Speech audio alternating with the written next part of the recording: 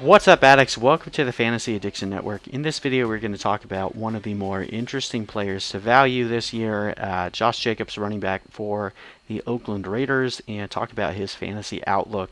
Before we get started, hit that subscribe button for us, and let's get right into it. Now, last year was a very good year for Josh Jacobs. In his rookie season, comes out with 242 carries, 1,150 rushing yards, only 20 receptions, and 166 receiving yards, and 7 total touchdowns. Did miss 3 games with his shoulder fracture, and he was dealing with this for a portion of the season as well that he actually played through.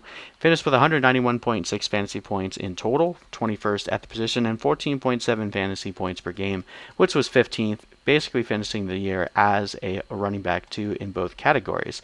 Now, he did give you quite a few good weeks. Pretty consistent with the exception of a few down games where he finished with less than 5 points, and we'll get into that in a second. As for some of his downside, one thing that was definitely a bit disappointing is just looking at the total target count. I mean, he only had one game where he finished north of 3 targets in the entire game. And that's something that if he wants to hit above the ceiling that he provided last year, he's going to need to be more involved in the passing game. I'll explain in a second where I feel whether or not that'll actually happen. But that is the progression that we would need to see from Josh Jacobs to take a step forward from that low-end running back 1, high-end running back 2 into that upper echelon of the running back 1s, and especially in PPR. If we're talking standard leagues, then you can ignore that analysis altogether, but I'm typically looking at this from a PPR lens. So a running back that's only getting on average 2 to 3 targets a game is definitely going to depress his overall upside in PPR. As you can see, he finishes with 2 finishes below not even a running back 3, and also had 4 games where he finished as a running back 3. So 6 out of the 13 games that he played, he didn't even finish as a running back 2, but he did also give you a couple top 6 weeks as well. So it was kind of up and down. His overall stats kind of smoothed everything out. With the exception of week 3 and week 12, he never really killed you, so that's good as well. And where you got him last year, got a pretty decent value going in the 3rd, 4th round. So this year, you're obviously going to have to spend a bit higher of a pick. Is that something that's worth doing? So he finished with 5 yards per touch last year, which was among the running back 2s. A 5.4% breakaway run rate was very good, 11th in the league, and a 30.9% juke rate shows that he's one of the more, or at least last year, he's one of the more elusive running backs in the league. Obviously, playing behind a good offensive line will help this a bit, but a lot of that had to do with Josh Jacobs playing well.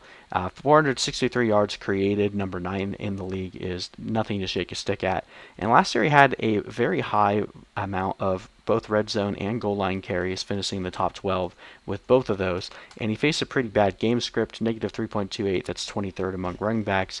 And as I mentioned, a decent offensive line run blocking efficiency, 71.9, which is 29th among running backs. So where do we expect this to take him into 2020? Now, a lot of things have changed for the Raiders. We do know that John Gruden likes to change the playbook up and continue to evolve his offensive philosophy. There was a mass influx of new players coming into the system. We did see James Washington leave. They did re-sign Jalen Richard. James Washington and Jalen Richard together saw more than double the targets that Josh Jacobs saw last year. And, with Washington going, but Jalen Richard getting an extension, that does at least bring some concern for how they want to deploy Josh Jacobs in the passing game. And then in the draft, they grab Henry Ruggs, Brian Edwards, and then Lynn Bowden, or I guess it's Bowden, who they are actually classifying as a running back. That is honestly one of the more concerning parts for me, is the fact that they went out and got a guy that profiles as a receiver and they're classifying him as a running back. That signals that they want to continue the usage that they had for Josh Jacobs last year, where they're not using him as much in the passing game, and that is most certainly concerning. If you're expecting him to take a massive step forward, it's going to be very hard for him to do so. A very good example of that is thinking about Nick Chubb in the second half of the year last year, finishing as still a really good runner, but with losing all the passing game work to Kareem Hunt, it basically made him a perennial running back 2, and completely limited his upside unless he was able to break away and get like a massive run. And when you have a grinder back that isn't involved in the passing game, that's kind of what you're relying on. So in PPR leagues, it almost kills your appeal. And with adding that many different pass catchers, also adding Jason Witten, I mean, it looks like they're probably trying to attack the passing game a bit more than they did last year, and that could just go along with that negative game script that they're facing. They're not expecting to be ahead in a lot of games and be able to run the ball and run the clock out. So if they're trying to soup up their passing game to avoid getting behind as much, it could lead to some better game scripts for Josh Jacobs in the second half of games, and that's really what you're expecting to see. But when you actually look back at some of the games last year where the Raiders would start to get routed or at least go behind pretty early on, Josh Jacobs was effectively taken out of the game and was not being used in those catch-up situations. So if that is the usage that they're going to continue to see for Josh Jacobs, even if they move to more of a passing team, that might open things up a bit more for him in the run game. But if he's not involved in the passing game, I feel like a broken record right now, but I'm very concerned about Josh Jacobs' passing game usage, and for that reason, I'm probably not targeting him at his ADP. There's a lot of other guys around him that might not see the carry count that he's going to get, but if he's not going to be involved in the passing game, then there's no reason to be taking him in the first or early second round around some of the other running backs and receivers that are going around him that have a much higher ceiling. So right now we have him projected to go up in rushing yards, hitting close to 1,300. We have him getting 31 receptions for 248 receiving yards and 10 total touchdowns. That puts him at 246 fantasy points. But again, this is probably closer to his ceiling unless he's able to get closer to that 50 reception mark.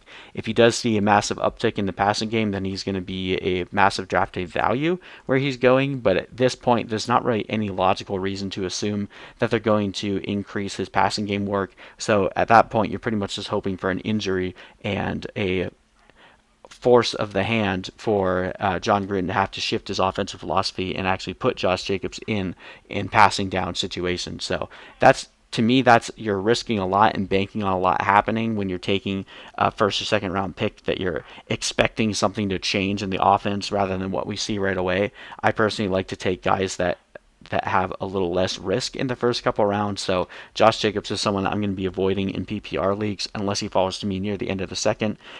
Love to pair him with a guy like Saquon or Zeke and Christian McCaffrey if he fell all the way to the end of the second. But right now where he's going, I don't foresee that happening with his ADP. So probably someone that I'm not going to be taking in many of my drafts, at least not in PPR leagues. Standard leagues, you have my full support to take him, and even half PPR leagues, I think his appeal goes up a little bit, but not someone I'm looking at for PPR. Anyway, thank you guys so much for watching. Let me know if you agree or disagree in the comment section below. Hit that subscribe button, and we'll see you in the next video.